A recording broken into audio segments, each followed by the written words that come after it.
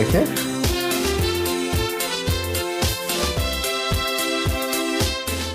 Je suis Mario Metonou, je suis procureur spécial près la Cour de répression des infractions économiques et du terrorisme.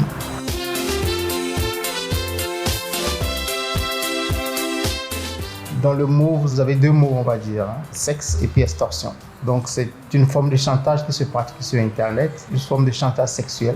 Le processus se déroule, disons, on va dire à deux volets. D'abord une captation d'images à caractère sexuel, une captation malveillante. Et ensuite le chantage qui vient derrière, la menace de diffuser ces images obtenues de façon illégale contre paiement d'une certaine somme d'argent. Donc c'est un phénomène qui impacte toutes les couches sociales, des jeunes, des moins jeunes, des gens qui sont dans une classe sociale, on va dire, très élevée ou pas. Vous avez comme victime des parlementaires, j'en ai déjà connu ici. Vous avez des chefs de cour ou de juridiction, y compris de cour régionales. Vous avez des hommes politiques à un très haut niveau. Vous avez des fonctionnaires simples. Toutes ces personnes-là peuvent être victimes de cette forme de chantage, de cette infraction-là. Il y a une couche aussi qui est très importante et il faut insister là-dessus, c'est nos enfants, c'est la couche juvénile.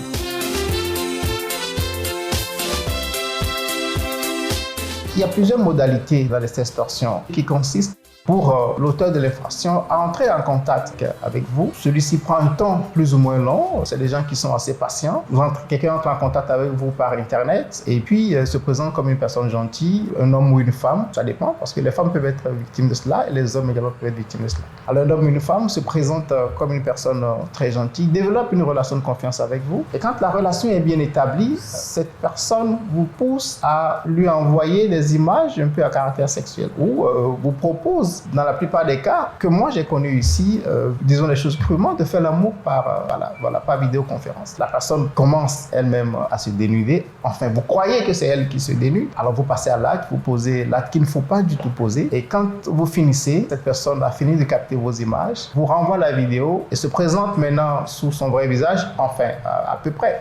Puisque au début, vous pensez que c'est peut-être une femme ou un homme, mais elle se présente, vous voyez que la personne que vous prenez pour une femme était en réalité un homme et vous dit, ok, vous envoyez de l'argent ou cette vidéo sera diffusée à tous vos contacts. Et surtout quand vous êtes un homme marié, c'est très compliqué. Quand vous êtes une femme mariée, ça l'est encore plus. Donc, prends vos images et vous faites chanter. Vous dites simplement, vous m'envoyez une certaine somme d'argent ou je diffuse l'image à tous vos contacts. Parfois, quand vous hésitez, la personne fait une première publication, vous envoie un lien, vous cliquez là-dessus, et dès que vous cliquez là-dessus, vous voyez que vous vous retrouvez sur la toile. Mais en réalité, vous êtes le seul à avoir ce lien. La personne vous dit là, vous êtes seul à avoir ce lien, mais si vous ne faites pas ce que je vous demande, si vous n'envoyez pas la somme que je vous réclame, ben, le lien sera accessible à tout le monde. Donc vous paniquez et la plupart du temps, vous passez à la caisse et vous payez. La deuxième modalité, c'est que la personne peut tomber sur vos images de façon fortuite. Vous avez un téléphone portable dans lequel vous avez des images de vous à caractère sexuel, des images dénudées de vous, puis